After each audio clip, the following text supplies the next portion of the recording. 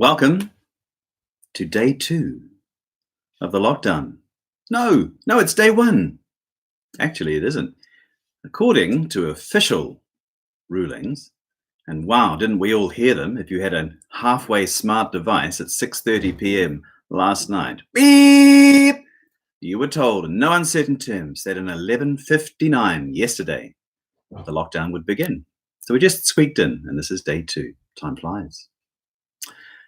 Lifepoint, welcome to the first edition of Lifepoint Live. It's going to be an evolving thing, just as our experience of the lockdown and our unfolding experience of this virus and what it means for the world, that will evolve too. Change is with us. You might not feel that though, having been locked down. Aren't we fundamentally trapped? Aren't we just stuck here for the next while? Well, this is a good moment just to step back and check in with what the universe is really like. And remind ourselves again who's in control and what it means to say that someone is in control of the universe. Who's in control? The Lord. The Lord is sovereign over all the earth and everything that happens in it. But as we often say, it's not that he ordains everything that happens. It's not that he signs a little document for every event that passes our way. It's not that he sat down and in his great and infinite wisdom thought, let's send a virus into the world. The truth is we don't know. The origins of things are complex. There are many powers in the world. But we believe in a God who's in control because whatever is happening, he's there. He's with us. He's alongside us. And he's the ultimate opportunist. God is going to take advantage of this lockdown. He wants to do some work with each one of us in our confined spaces, in our circumscribed and shut down lives. He's going to do something profound with us. And the great gift of this time for many of us is precisely that we're slowing down, that there are so many things that we cannot do today or the next day or the next day or the next day that we could do yesterday. On the face of it, it looks terrifying that our lives should be so narrowed down. But with the Lord, it's an opportunity for our lives to open up in maybe ways that they haven't been open for a long time. So that's what Lifepoint Live is about in part. This is a little bit longer than usual. Normally will be 5 to 10 minutes, and that's it. It's just enough to orientate you to your day and to help you check in with the Lord as to what he's doing during this period of lockdown in your life. We'll spend a little bit of time in the scriptures, maybe a psalm, maybe elsewhere. We might pray a little bit. There'll be a few thoughts. And also to sweeten the deal, there's going to be 2 things, and they will change every day because we're going to broadcast every day. The first is that although I might be sitting here pretty much every day, I will include somewhere in the frame an object of significance to me during the lockdown. And your job is to work out what that is. It's like when you study those pictures and think, okay, what's different? There'll be something different each time.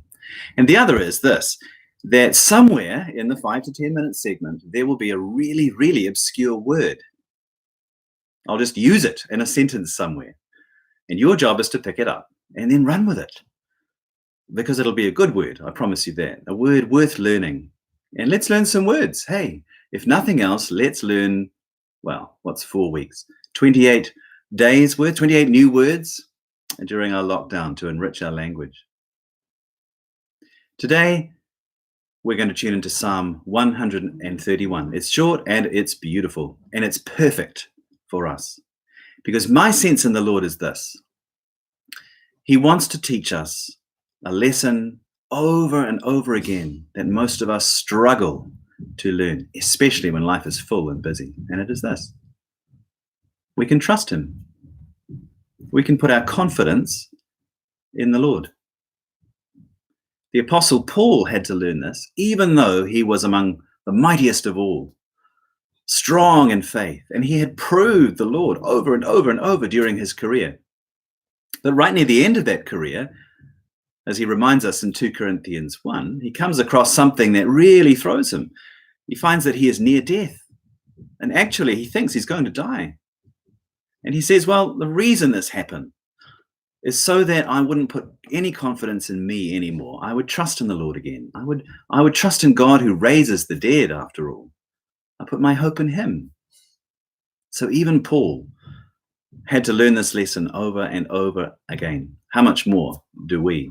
Psalm 131 is a beautiful psalm that teaches us this. Let me read it to you, nice and slow. Psalm 131, a psalm of ascents of David. My heart is not proud, Lord. My eyes are not exalted.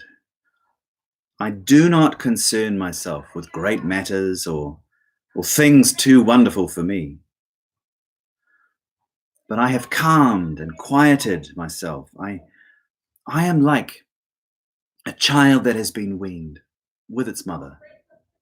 Like a weaned child, I am content. Israel, put your hope in the Lord, both now and forevermore. It's a beautiful psalm, and it's a psalm for us. Why? Well, we are going to be tempted as we stay online, as we check the news and check for developments, to lift our eyes to great matters, to concern ourselves with huge things, to speculate on the future, our own personal future, or what's going to happen with the world as we know it. Is it ever going to be the same? That will be our temptation. And there will be moments when the Lord wants us to go down that road, when he wants to teach us things and show us things, to guide us and help us to be guides in the world. But mostly, and certainly at the beginning, the place to stay is to relinquish all of that. And take that image and consider it for a moment. It's actually 3 images, as I'll tell you in a moment. But imagine this child at rest. This is not a baby. This is not a baby that is still breastfeeding. This is a child that has learned, if you like, a little bit of independence. I don't need to be attached to my mother in order to have life.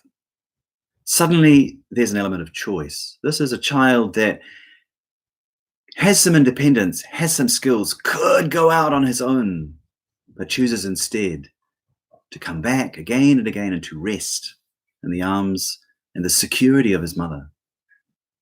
And so, like a weaned child, I am content, not because I'm hanging off the breast, but because I have chosen to rest in the one I know who is strong for me, who is enough for me, who loves me. I said there were 3 images there. In the New Revised Standard Version, this is something to know. The language is a little bit different. It says, my soul is like the weaned child that is with me. And the image there suggests a mother writing the psalm. Many of the psalms were quite possibly composed by women. And here's one that really might have been. Who else would understand this image so well? And so this is a young mother, maybe with a child at rest, sleeping in her arms. And she's thinking about the contentment that she's found in the Lord and chosen in the Lord. She says, my soul is like this child, resting, no longer rushing around, trying to fend for itself, resting in my arms. So much my soul within me, resting in the Lord. And the 3rd image is from the Greek translation, the very first translation of the Hebrew Bible. And as often, maybe the translators had unruly families, but they translate this quite differently again. They say, if my heart had been lifted up, if it was like a weaned child over against its mother, I would have been in for trouble. Oh, Israel, put your hope in the Lord. And the image there is of the other side of this independent child that really wants to be enough in himself. He really wants to be able to go it alone. And so he's turned against his mother. He's pushing her away. Don't let that be your situation in the coming weeks. Choose. And there really is a choice to come and rest in the Lord. It's a rest. We don't want to be stuck in some kind of dwam. We truly want to rest in the Lord. And reading the Psalms is one way we can do that. So my suggestion to you is that you take this psalm, and it's really short, learn it and practice it and rehearse it during the day. Sit somewhere quiet. Find and define a quiet space. Even if you're in a zoo full of people in your bubble, find a quiet space. Kick everyone else out just for a moment.